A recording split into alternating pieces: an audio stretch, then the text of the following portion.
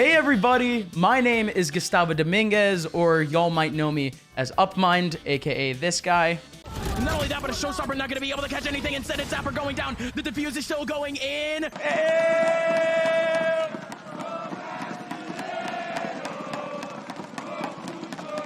And welcome to my wrap-up of the very first week of VCT Americas. 10 teams have been invited by Riot Games to join the new VCT Americas League.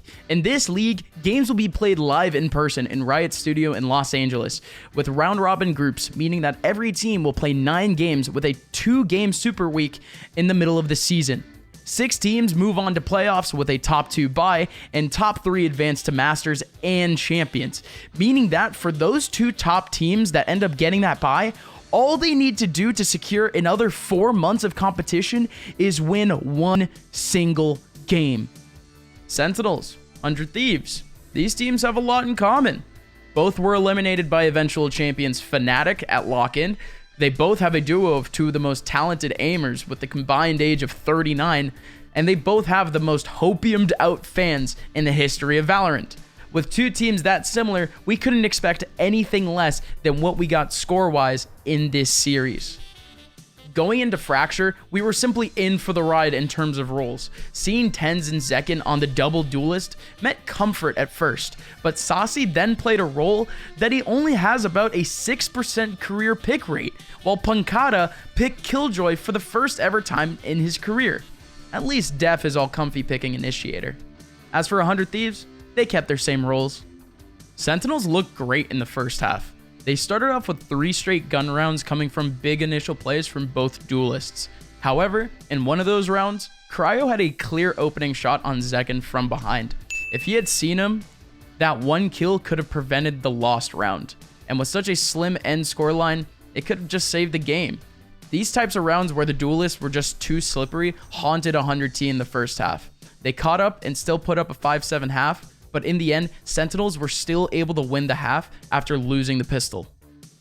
100 Thieves win yet another pistol, and they finally get into the game with their sometimes risky post-plant retake mentality going well, with 5 out of their 6 defensive rounds being won by defuse. 100 Thieves take the first 2 gun rounds, but at score 8-10, they decide to give Sentinels just a little bit too much space on the post plant, and they end up taking that to 10-10. There was this Hail Mary 4-person push play from 100 Thieves that, even after a 4v3, almost didn't win. In the end, it came down to Sentinels finally battling back for positions that 100T were trying to retake from. Sentinels had taken defensive spawn on a post plant earlier on in the half when the retake was actually coming from the south side. So, 1 more spawn hold, 1 lockdown in tunnel, and a spawn rolling thunder later, and Sentinels held the very first lead of the game at 12-11. 100T were then forced to adjust to fight for early site control, but it was just too little too late. 1-0, Sentinels, they win the very first map of VCT Americas. On Split, the boys were ready to scrap. It's a map susceptible to big pop plays and creative splits. There is no joke. It was a scrappy start to the half as Sentinels slowly started to adjust to 100 Thieves' mid and A ramp control.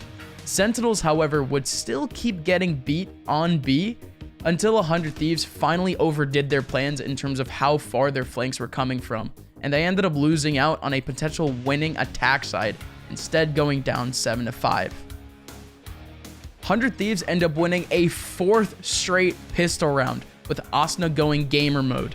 He wins the first crucial gun round for his team with a kill through smoke and a round 3 showstopper. And then on round 16, 100 Thieves were given a very simple equation to solve. Sheriffs plus Sentinels plus free sight equals... Hey, I'm not gonna lie, that sounds kind of fucked up. Back on track with Asna going gamer mode 8-9. After that, Sentinels go crazy with evading a stack from 100T and still having a lurker in B. However, on Eco, with a single hero rifle and a mid-take showstopper, Asna goes gamer mode again and makes it 10-9. Big thing so far is that 100 Thieves are letting Sentinels roam. They're letting them waste util to scale up, and they're eventually only facing players whenever they cross into sight. Sentinels, however, finally adjusted against this mentality by the skin of their teeth. to tie the game 10-10, and also because bald man good. Every round until the end of the game was a certified slugfest, but they had some pretty clear endings after some awkward battles. First round of OT, after some unfortunate picks, Pancada had a second of trigger discipline too long, and he witnesses someone kill his teammate. And in the second round of OT, Asuna goes gamer mode again, map 3. After 2 straight maps resulting in 2 round gaps, it comes down to the Jets' paradise of Ascent. 100 Thieves picking Viper on Ascent had its place in messing with TenZ's crucial opping for a large number of the winning rounds where they fought to keep the op. This was all up until Sentinels started to go a little big brain mode at 4-2, and they tried to play down 100 Thieves' early approaches in return for a big whole team / ultimate based retake. Are these types of setups consistent? No. Which is why they ended up losing almost every defensive round after playing with this mentality. 8-4 half. A couple of lucky shots later from both teams, like this one from Pancada and this one from Def, pushed Sentinels over the edge to win the first Tier 1 game of Valorant on North American soil. Another regional grudge match, with the very first game of Latin American Valorant being played on North American soil. Crew Esports come into this season with their old star Kesnet after the controversial decision to bench and subsequently drop former Furia star Shand. That 8-0 record against Brazilian teams might just be in danger as they face Furia, who look red hot after losing 2-0 to Fnatic. You serious? Everyone was opening things up for Furia early on Split. Khalil opened up the first gun round with a 3K with both retake frags, and monstrous MW Zera, who got a showstopper read to slow down an incoming take, followed by an impossible ace, with 2 of the kills coming with only 3 HP, all while everyone died around him and he needed to clutch. B-side continued to be a consistent issue for Furia, but a retake finally worked out between DGZine and Mazine to keep the score tied. The pistol round, though, showed just how scrappy the large majority of America's teams actually are. Crew couldn't really do anything to stop Furia on site other than use smokes and shoot because Kesnet got timinged, and Furia legitimately had no other plan but to smoke screens and run through smoke. Why? Because they had no flashes because their initiator was the one playing lurk in mid. Furia just so happens to be a team that, for now, can afford to play this way. 2v4, Khalil kills them all. Sure. Rest of the half, though, dear God. Furia almost win a 2v3 retake, but next round... Come here. Look here. What doing? Come closer. What doing? 4v5. Furia die a horrible death in mid. Crew have full control of mid. Crew knows exactly where they're going. Don't really know why Crew aren't pressuring A right now. But they have a Viper's Pit. Where are you going? Time is running out. Where are you going? 8-10. Thank God the rest of the game ended up going well for Furia with a 13-11 scoreline. But with that type of ending, does anyone deserve to win? And on to Scent. You ready? Let's go. Yeah. Crew can bounce back, but I believe they have the lowest floor out of anyone in this league right now if they don't innovate. Games against MIBR and EG coming up are critical games for playoff implications, while Furia maintains a tough schedule with Leviathan and Loud coming up. Loud come into Americas with one of the hottest streaks in the history of Valorant, getting below second place in only one tournament in which they were eliminated by eventual third place finisher Optic. This includes every Brazilian qualifier too. To Loud, who just got second at lock-in, this event surely is nothing but a qualifier to them. While MIBR, led by Champions winning and Game Awards Coach of the Year Bazooka, I was pretty high on the hopium for them going into the year after they scouted 3 players with insane potential: Heat, RGL Meister, and Maurice. Their one game versus Talon gave us hope in the fact that they were winning 10-7. Were winning 10-7. Let's hope things get better for them. On Split, we got the debut of... On Split, we got the debut of... On Split, we got the debut of Come here! Oh, I can make that noise too! Look at me! You get how annoying that is now? Huh? Anyways, we finally got the debut of Gecko at North American Valorant Play. And as for how the map actually went, though... Let's go! Yeah. Going into the game, Aspas and Heat were getting ready for a duelist showdown. And the duelist diff came to a bit of a head in this map, with Aspas beating Heat 9-2 in the head-to-head and going 14-4 in the second half.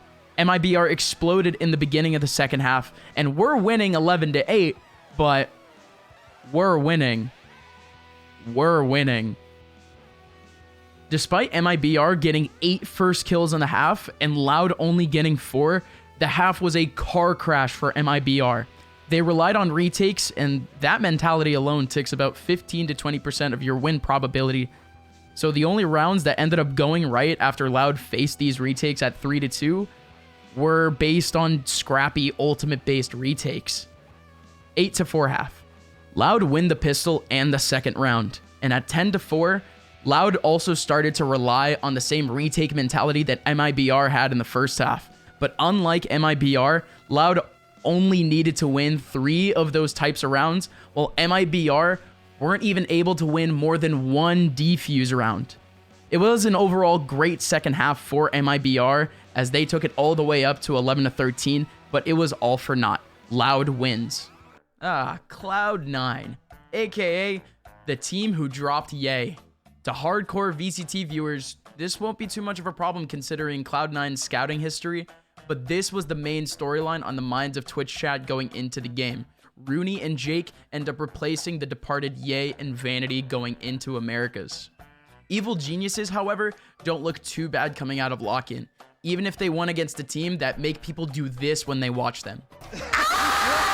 To put it simply, Evil Geniuses were up to some tomfoolery in this match.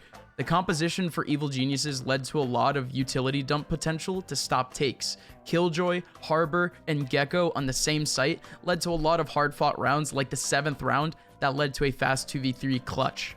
But after the first half of Pearl was over... So today we're going to talk about trolling. Evil Geniuses, they go on to win another pistol round. And then they just start 5-stacking ranked matches. They go on to lose 10 out of the following 11 rounds. And despite a 10-3 lead, Evil Geniuses lose on Pearl, 11-13. The second half and the rest of this game was actually covered pretty comprehensively by Thinking Man's Valorant and gets to the root of how Evil Geniuses effectively trolled. But even though map number 2 was an overall more even map for EG, after losing 2-0 to Cloud9 this week, EG have some work to do if they want to take advantage of their relatively lighter schedule for the next 3 weeks. NRG and Leviathan come into this game with a pretty similar setup from the offseason. Both teams switched out 2 players in the offseason, both teams were eliminated in the 3rd round of lock-in, and both teams are being power ranked to end up top 3 by the end of the season. Expectations were high for both teams, and those expectations were well met in map 1, with the pistol round already starting off with FNS getting a 3K on his own to bring back his team from a 2-man deficit. Throughout the half, NRG had efficient takes like on the 3rd, 5th, and 7th rounds, gladly obliging of the fact that Leviathan were more than happy to just play retake. However, as Leviathan adjusted back to fighting for sites like Mazzino in round 8, it was evident that this mentality would lead to slugfests like rounds 9 and 10, leading to a close 6-6 that easily could have gone more in NRG's favor if they were able to reset Leviathan. In the second half, though, NRG did a great job of making Leviathan play to their pace early on, with early pressure on one side of the map and reading the take later on in the round with a 3 to 5 player stack on sites. This mentality wins them the pistol and first gun round. But Leviathan finally catch a break on an eco, with NRG losing sight of mid to make it 7-9. After some slugfests, including a 2v4 from Leviathan, the game ends up coming down to some shenanigans, with a KJ ulti at 8-9, a red carpet Viper's Pit to make it 11-10, and a lackluster retake from NRG on 11-12, and Leviathan win an incredibly close game 13-11. There's not much to say about map 2 though. Despite winning on Haven twice at lock-in, they didn't pick Haven when it was available. They go to Lotus instead. It makes sense in NRG's minds because Leviathan haven't played Lotus yet, but NRG got stomped on their map pick on both sides. NRG made a change to their composition to address the lack of pop to their execs with Raze, but Lotus just stinks defensively right now for them. Lotus looked conceptually wrong round after round. Artis and Crashies had 0 kills by round 10, and they kept getting destroyed in A main on defense in a place where generally you shouldn't be dying. All while having an economy-centric buy of only buying light armor on gun rounds, leaving them weak by default on pivotal swing rounds. Not to take any credit away from Leviathan though, as Taco Lila was real tough to catch on map 2. 4 first kills and no first deaths with a 15-7 in the first half. Leviathan's retakes on B also looked pretty stellar. Overall, NRG didn't look like themselves in map 2, and with a game versus Sentinels next week, the odds of Reddit Copium are higher than ever. And that's it for week number 1 of VCT Americas. If y'all have anything that I missed whatsoever in this video, smack it down in the comments or hit me up on Twitter at upmind_. If you guys want to help me out directly, of course, you guys can go over to gfuel.com, use my code UPMIND at checkout for 20% off anything. And to pause for just a quick second, this last weekend, I wasn't able to actually watch the VCT games live. And I was trying to catch up, and there really wasn't one uniform way for people to be able to catch up with the games without either checking VLR, just seeing the scoreline, or watching the entire game on their own. So I'm just trying to fill a gap a little bit with this series, of course. Hopefully I get to be back on y'all's screens for another week, whether it be here on YouTube or over on a VCT broadcast. But until then, thank y'all so much for watching. Hopefully by the next time y'all see me, people will stop recognizing me as Sully. And yeah, see y'all next time. Goodbye, everybody.